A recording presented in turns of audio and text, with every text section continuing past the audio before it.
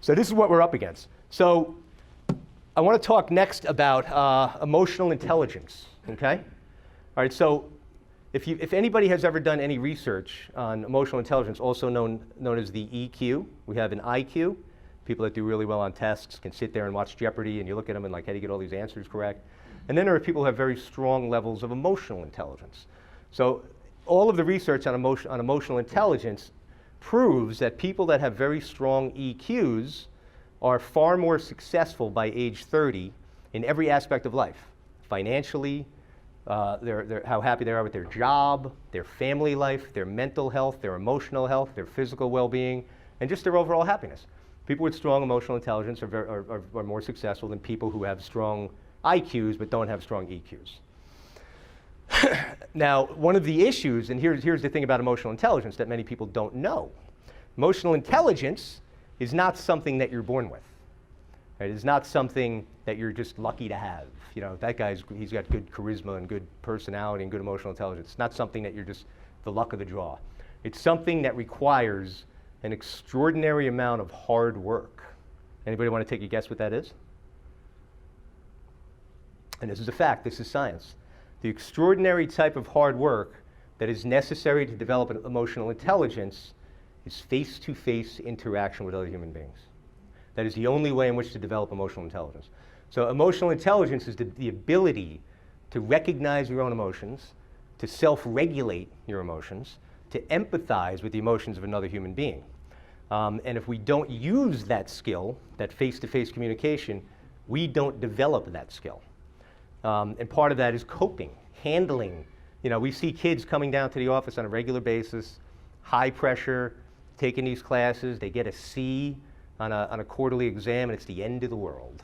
And part of the reason behind that is the inability to cope, because there's been a lack of face-to-face communication in their life since they're little, hence a lack of emotional intelligence. And that parlays right into the anxiety, right into the depression, right into the cutting and all the other stuff, the suicidal ideation stuff we see, the school avoidance.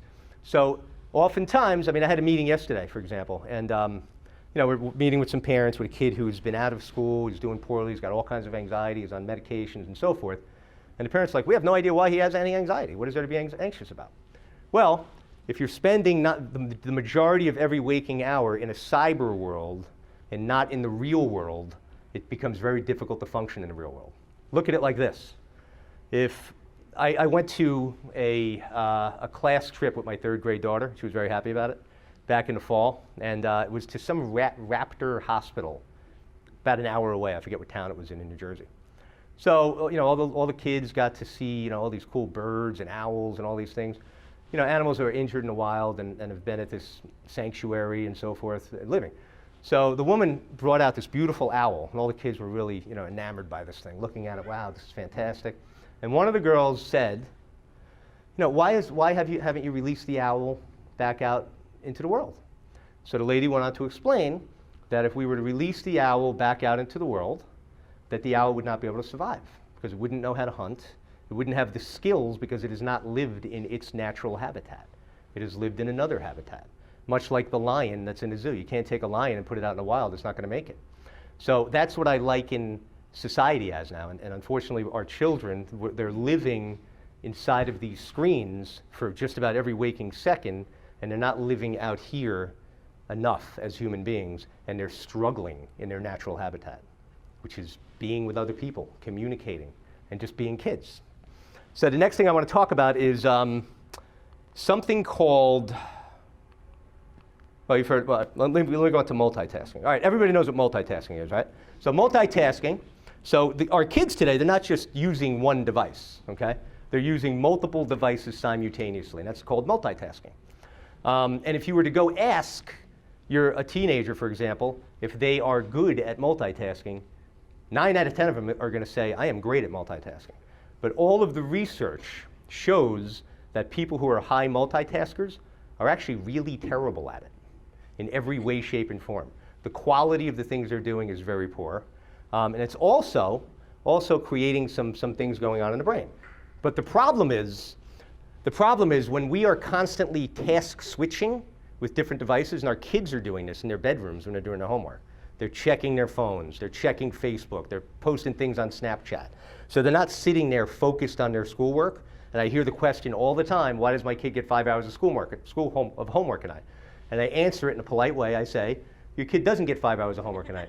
It takes your kid 5 hours to do it because they're task switching from one thing to the next constantly.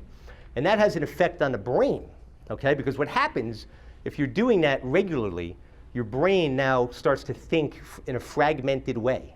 In other words, the brain doesn't have any staying power. It can't focus on the players in white only. It gets very quickly distracted by the other things happening in the background, like seeing the gorilla. So if you saw the gorilla, then there's a good chance that you might want to start putting your phone down a little bit, people, okay? And start and don't be multitasking as much. You with me on that? That makes sense?